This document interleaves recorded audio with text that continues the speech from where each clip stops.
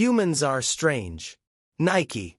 The word was spoken in such a dull, lifeless tone that it shook the rather rotund officer out of his stupor that was half bureaucracy-induced and half the result of the storm that was cracking dangerously over his talons.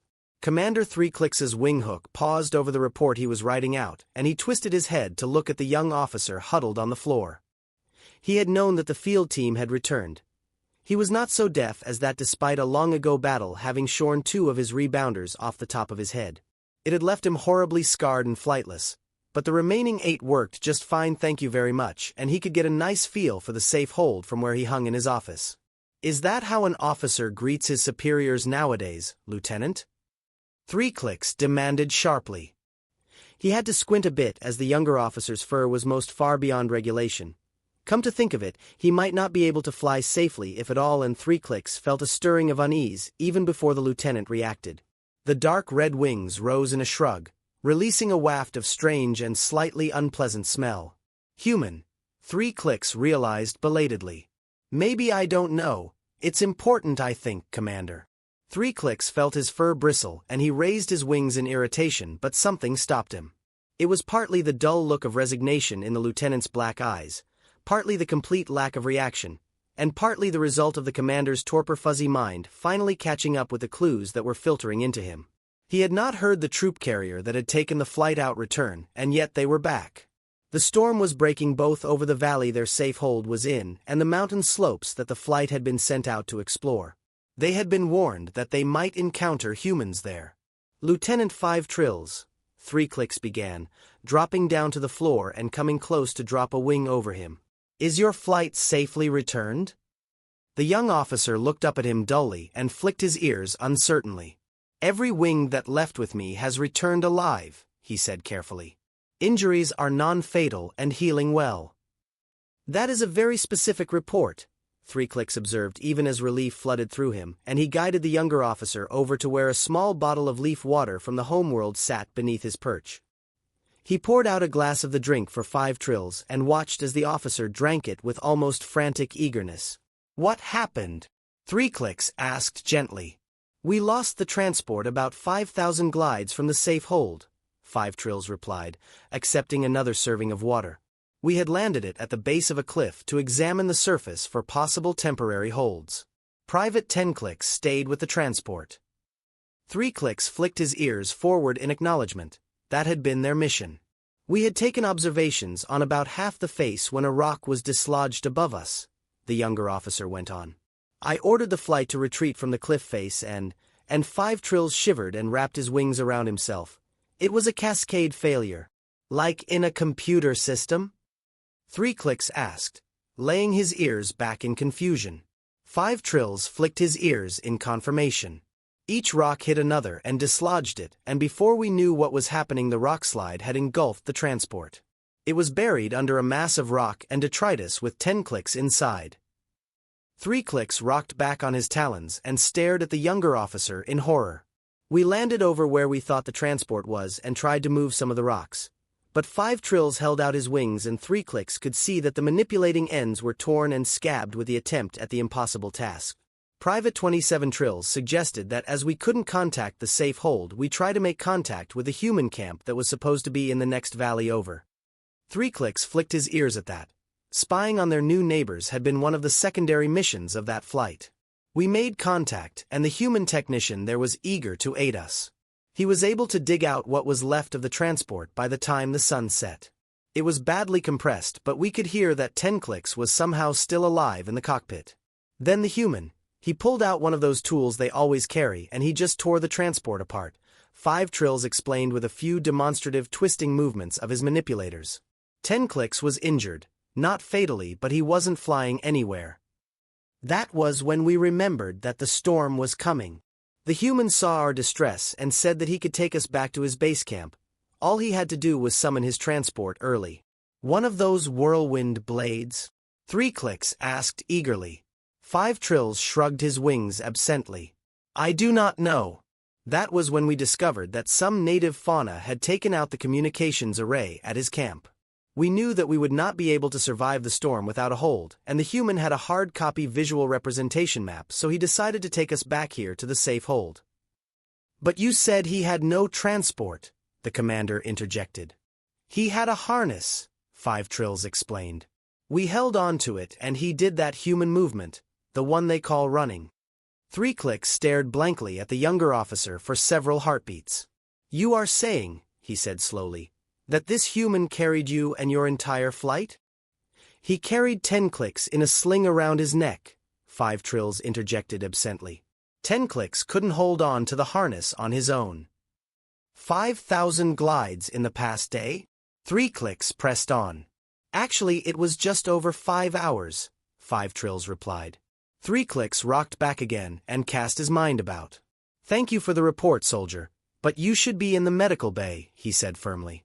Just holding on to a harness moving at those speeds for that long must have been exhausting.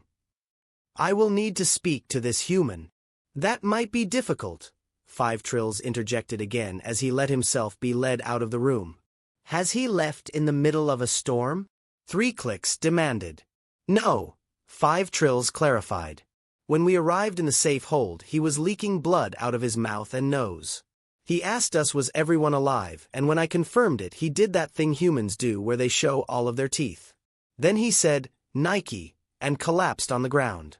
The medics are trying to figure out if he is still alive. 5 Trills looked dully up at 3 Clicks. I said I thought it was important. Humans are strange. Smiley faces.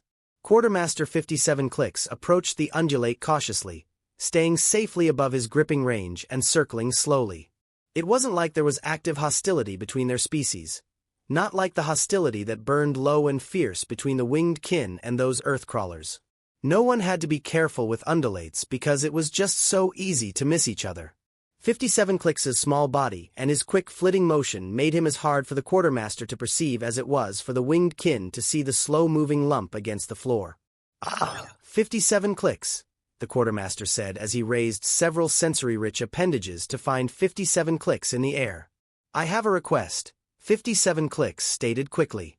I would like to be assigned the lighter mobile vices. I would like to exchange all of my current supply for the new type if possible, but even one would be a benefit to my work. The quartermaster was quiet for a long period, but his raised appendages waved gently in the air. 57 Clicks shifted in agitation as he waited for the slower undulate to process his request. Forgive me, the undulate said when he finally dropped his appendages. I am unaware of any difference in the mobile vices save for the standard size variation. The ones that come in multiple color schemes and have a significant portion of the flat gripping surface removed for weight concerns, 57 Clicks explained. What leads you to believe that such a thing is in our stores? The quartermaster asked. I have not seen such a thing. Human Smith had several in the common room today, 57 Clicks replied. The undulate expanded out his appendages and then relaxed them in a gesture that translated to a sigh. Very well. Of course it was a human, the quartermaster said glumly. I can assure you no such item came through our base supplies. Human Smith must have ordered it personally, 57 Clicks said in sudden understanding. He gave a disgruntled chirp and landed on a high shelf. Perhaps if you bring me an example of the item in question, I can order some for a feasibility study, the quartermaster suggested. 57 Clicks took off again in delight. That was the thing about having undulates around. They were so good at figuring out ways around things. He darted back across the base and begged to borrow one of the mobile vices from Human Smith. Smith handed it over easily enough, admonishing him to bring it back. 57 Clicks flew the bright red folded metal back to the quartermaster. This, he called out, holding up the vice. The quartermaster took it in his gripping appendages and twisted it this way and that, humming thoughtfully. I do not know that I could justify this, he finally said. These 3 cuts sacrifice quite a bit of strength and the weight saved is negligible. Maybe negligible to a land crawler, 57 Clicks snapped. Every gram counts when you have to carry everything with you on your wings. Could you get the initial justification from the human? The undulate asked. Surely they did a feasibility study before altering their design. Humans made these things? 57 Clicks asked in surprise. I thought we did. No. The undulate waved a gripping appendage in dismissal. The humans developed these to hold their documents together. Their actual designation is binder paperclips. Very well, 57 Clicks said. You just need me to get the formally stated logic for the modifications, correct? Yes, specifically why the metal was punched out in this specific pattern, the undulate said, waving the vise to display the 3 holes in the metal. I cannot determine what structural purpose it serves. 57 Clicks sped out and returned far more slowly, radiating so much annoyance and befuddled irritation that even the quartermaster noticed it. Were you not successful? He asked. Humans, 57 Clicks muttered as he landed on the shelf. Did Smith not have access to the justifications? The quartermaster asked. No, 57 Clicks said curtly. Did he know the justifications? The quartermaster prompted. Even a colloquial understanding might give me enough to get a study justified. Oh, he knew, 57 Clicks said with a sigh. The quartermaster poised his gripping appendage expectantly. The 3-hole pattern, 57 Clicks explained, is a smiley face, and the justification is that it was cute. A long moment stretched between them. Humans, the quartermaster muttered. Humans, 57 Clicks agreed. Well, I will try, the quartermaster offered. But I advise you now, not since the Clath Beast incident has any feasibility study been justified because of human perceived cuteness. Thanks anyway, 57 Clicks said glumly as he flew off. Maybe he could trade for one of Smith's. Humans are strange. A little thing. You seem particularly cheerful, Ranger Dodge, Twist undercommented as the human strode up to the jeep. That I am, Twist Bud. That I am, Survey Corps Ranger Mike Dodge confirmed as his long-jointed limb lifted with a terrifying ease to toss his backpack into the vehicle. Twist Under rotated his body, appendages spread out as far as they could go in what humans called his wet mop phase. The last lingering rays of sunlight turned his skin a dark amber that seemed to meld into the green of the Jeep's hood. Mike was taking his time to organize their tools in the cargo area, so Twist Under felt comfortable lingering in the sunlight. What has pleased you so much? Twist Under asked after a moment. Mike hummed over the netting he was securing over the gear. Well, Mike finally said, you know that the inspector is here. Oh yes, Twist Under replied as he inched across the hood following the sunlight. Did you interact with him?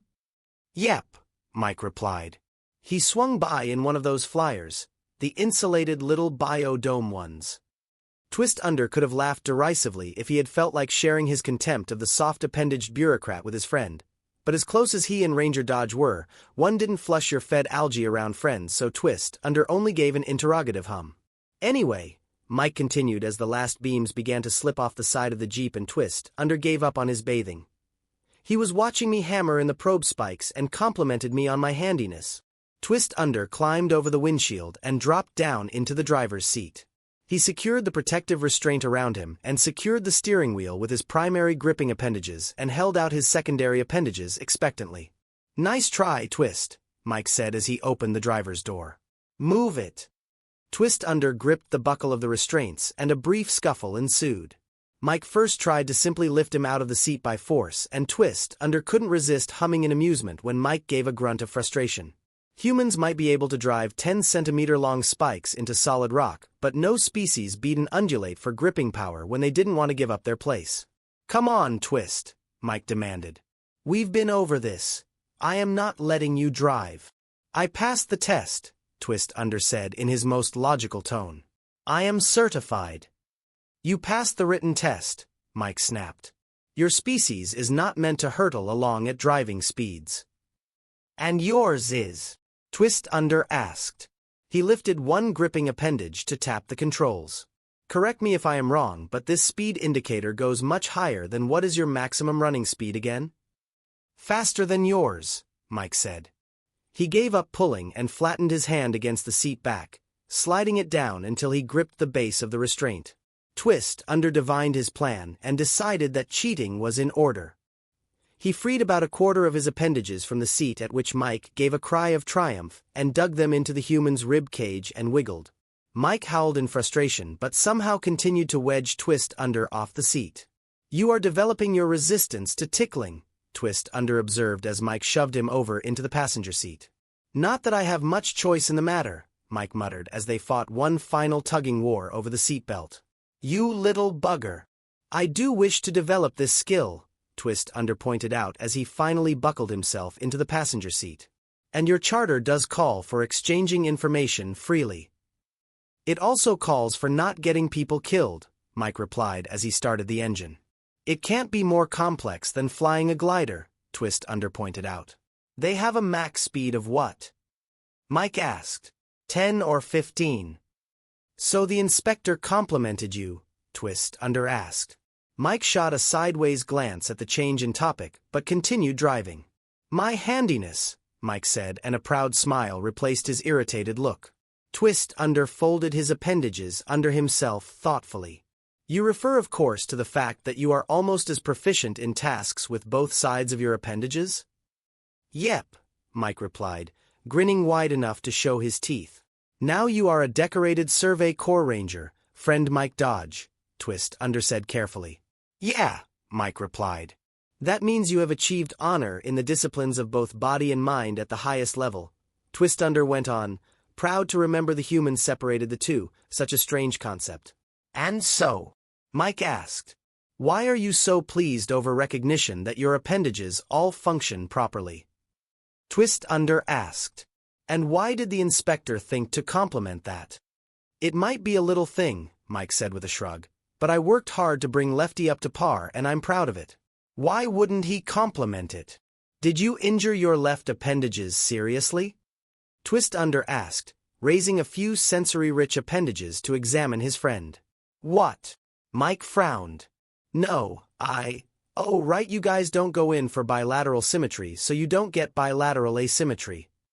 No, it's unusual for humans to be able to use both hands equally. We have a dominant hand and a non-dominant hand. Ah, Twist Under replied. That is interesting, I suppose. The inspector was briefed on this and was showing off his knowledge of human anatomy. Could be, Mike replied. Another question, Twist Under asked. Shoot, bud, Mike said. Do you name all of your appendages? Twist Under asked. Mike's laughter was his only reply. Humans are strange.